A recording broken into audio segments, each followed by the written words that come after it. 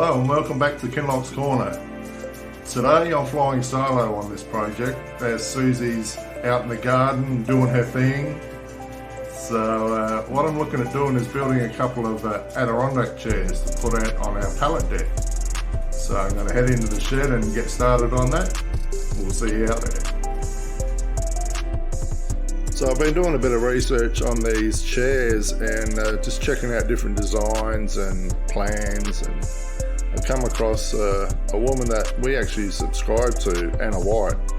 So a big shout out to her. Yeah, she's awesome. She has some really cool designs. Yeah, so we'll leave a link to her channel down in the descriptions. But yeah, it's nice to find a cool design and work with our newly purchased miter saw that we got recently. Yeah, which I always thought had to be bolted down to a table. Not true. You can move it anywhere you want it. Yeah.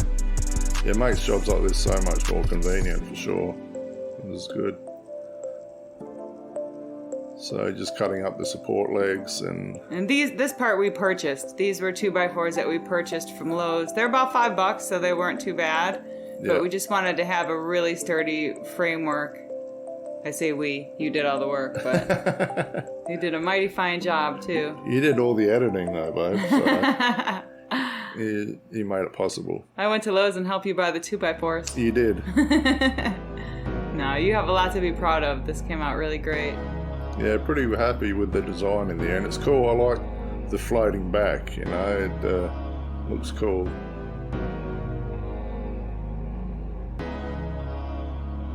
So of course all those measurements that we put up, we doubled that because we're making 2 chairs. So set up a little jig so everything remains nice and square, as opposed to a Highland jig. That kind of a jig? That's the one. That was a good idea. And our newly reorganized workshop. Yeah. So much more user-friendly. We moved the camper over to the far corner. You probably can't even see it, but... Yeah, it gives it a lot more room for sure. Yeah, we actually had this table the whole time. Right. God, it's getting some use.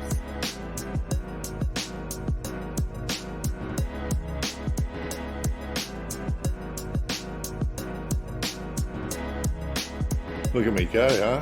I know, you're so fast. You're so speedy.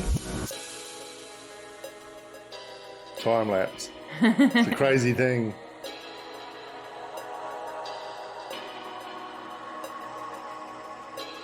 So just assembling the side arms at the moment and putting up the leg supports.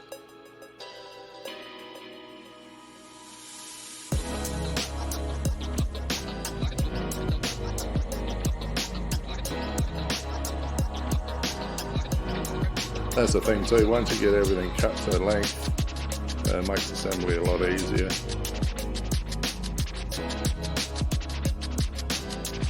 It's always the prep work, you know. Right. Cooking's the same. Yeah. That was the beauty of Anna White's channel. She has all these cut plans and materials, what you need, and just makes it so much easier. You cut all this stuff to her measurements, and before you know it, you're putting it together. It's nice too because it gives you the preliminary blueprints for it, but then you can make adjustments to suit your own needs. And exactly right, and you'll see that is the case later on here when I do the seat and the back. Some minor adjustments.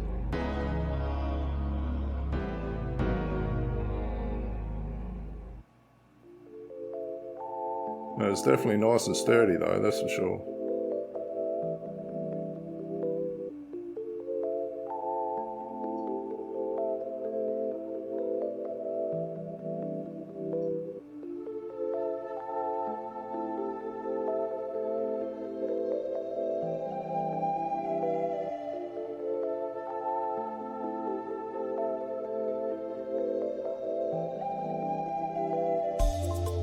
I noticed too, you cut a little diagonal little angle off the top part just so that it kind of sits more flush with the ground. Yeah, yeah.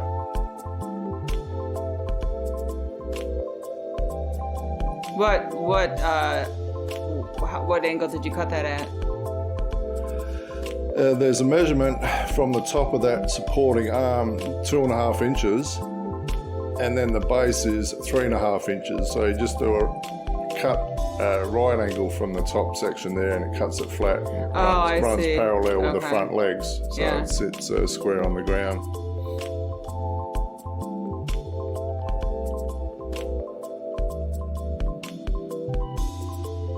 Generally, you would do this section with a pocket drill. A pocket hole drill? Pocket hole drill, yeah. Yeah. But I just ran a drill in at an angle and put the screws in that way. Which is kind of a good testament to the fact that you don't have to have every tool that you see in this video in order to accomplish this task. You know, we've made do with all kinds of different things. I mean, we used that Sawzall for a long time before we got the miter saw or the table saw. Yeah.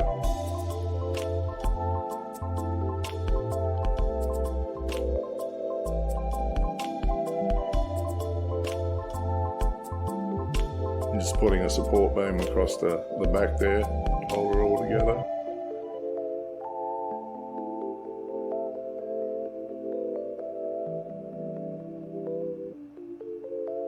Look at that. Starting to look like a chair. Right.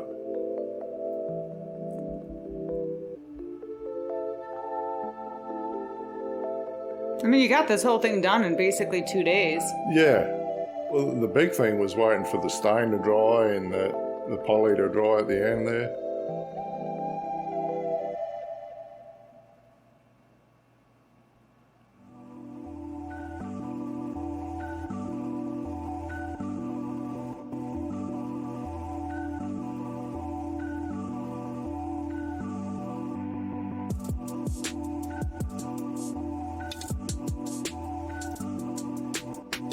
So that's to round out that front corner. Yeah, just make it easier on the hands while you're sitting on the chair. You haven't got those sharp edges. Just give it a quick sand.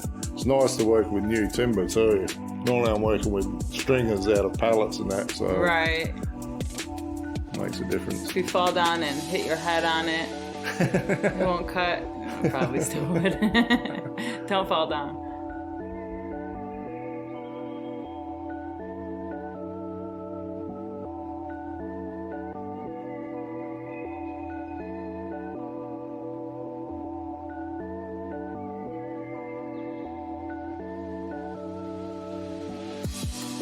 So I found it easier to stain these before I put the slats on.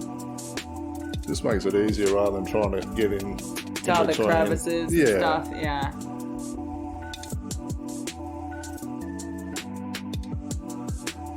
Plus, while you're working on the slats, you can then that allows the stain to dry, so you can basically keep going with it, you know, rather than wait.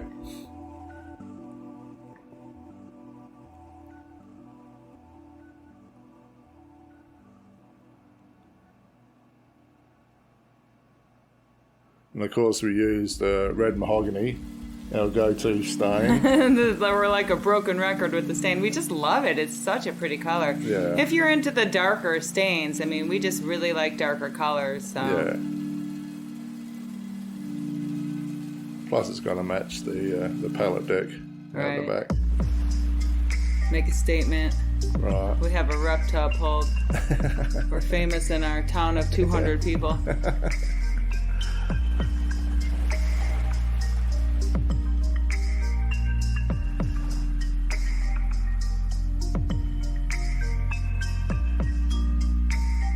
Something so gratifying about watching somebody stain or paint. Right. It just transforms it. I mean, you could have 5 different types of wood, and the second you stain it, all of a sudden it's a uniform piece. You know? I especially like the effect once you wipe that stain down, so it gives a nice natural wood finish. Yeah. See the grain. This is where it differs from the original plans, where I'm using pallet boards instead of the 1x10s for the back and the seat. I honestly like the pallet board design better because the 2x4 is very contemporary looking and the pallet board has more of a rustic vibe. Yeah, for sure. It goes with even the pallet deck out the back there with the side panels. You know, got the pallet boards on there as well. It just seems to flow out there.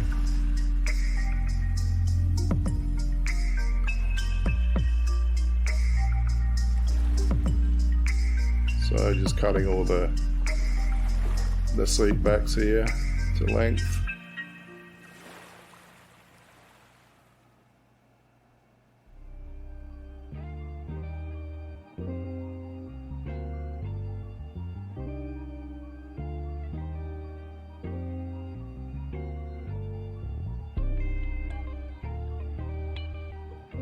Look how fast that fan is going. Not fast enough. It's been so hot here lately. It's been crazy. Every time I go out to the shed, it's so hot.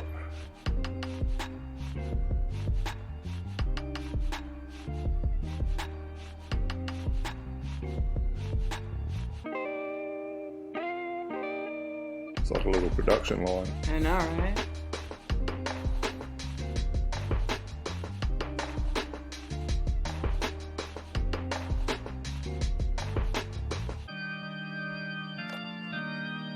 And these pallet boards are in pretty good condition. It was just a matter of cleaning up the edges from the saw cuts.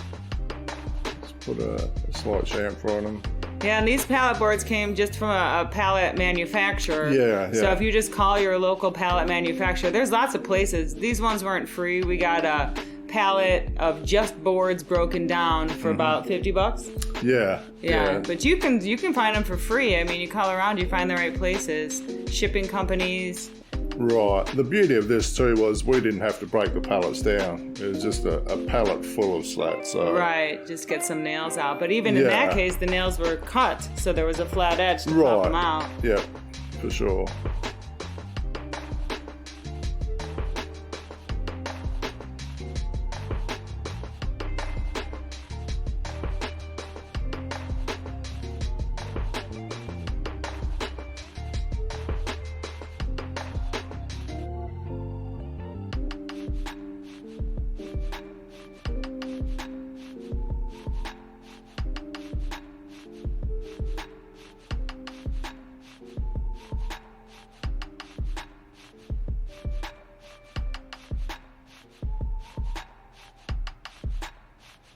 Again, just stoning before assembly just makes it a bit easier, you know.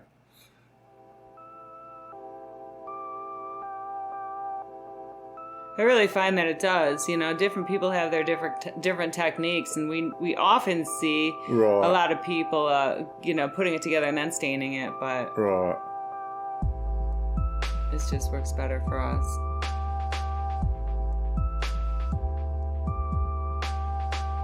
Also seals the wood better on all sides. Yeah, for sure.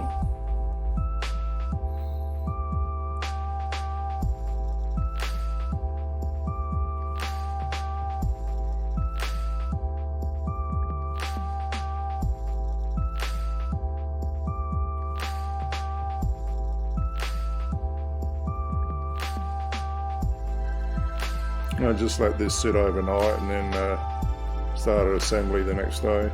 And he did stain the other side of them. Yeah. So just for anybody who doesn't know, why do you put those spacer boards in between? Just to keep an even gap as you go. Keeps everything nice and square. And just looks a lot more uniform when you're finished.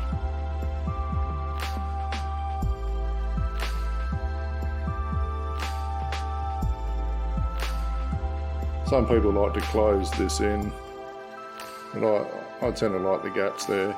Well, it gives the wood the opportunity to expand and contract based on the season. And we'll leave these out all year round. We won't be bringing them in. Right. And water can run through there and not pool in the bottom.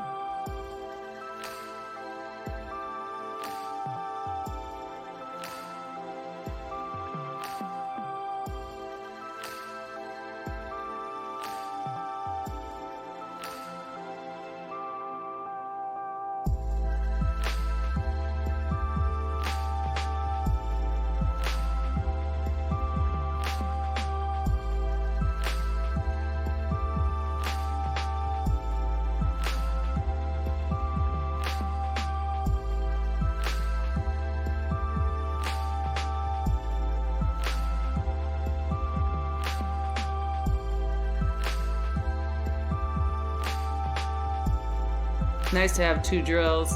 Yeah, for one to sure. drill the pilots, one to put in the screws. Yeah, that's for sure. Can you imagine having to change that bit every single time? See, I like the floating back there. It's cool.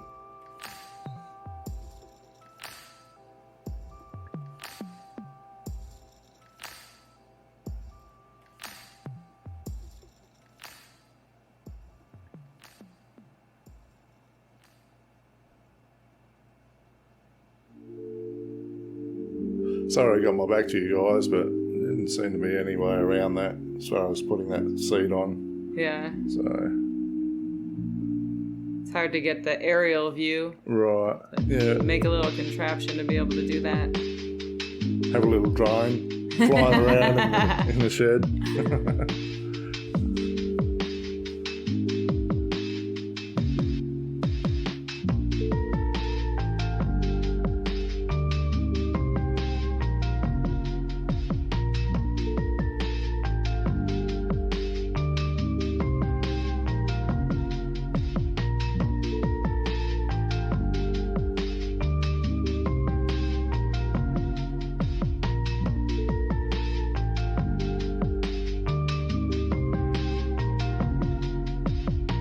Chair done. Yeah.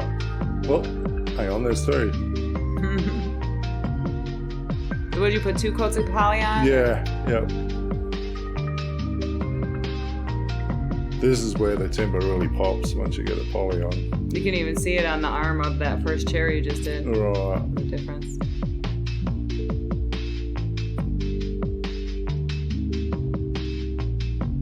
Well, the more protection you can give this for the weather, the better.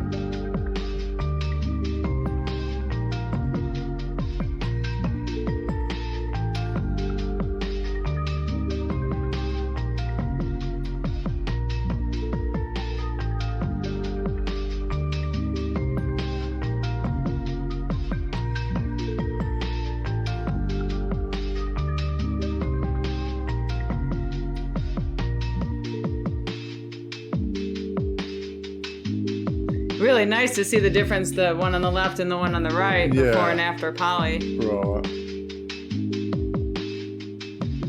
That front panel is where you see it so well. Yeah.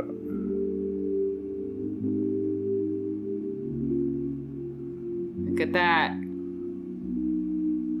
Yeah, I guess the video doesn't really do it justice in a sense, you know, as far as how nice the timber ends up looking. That's a good angle, though, to see it and to see the shine on it. Right. Look how good that looks. Those look so good. Thanks, babe. They're pretty happy how they turned out. Time to put them on the deck. So a little foster dog Luna follows us everywhere. She's a little cutie. Jazz is inside sleeping, chilling like a villain.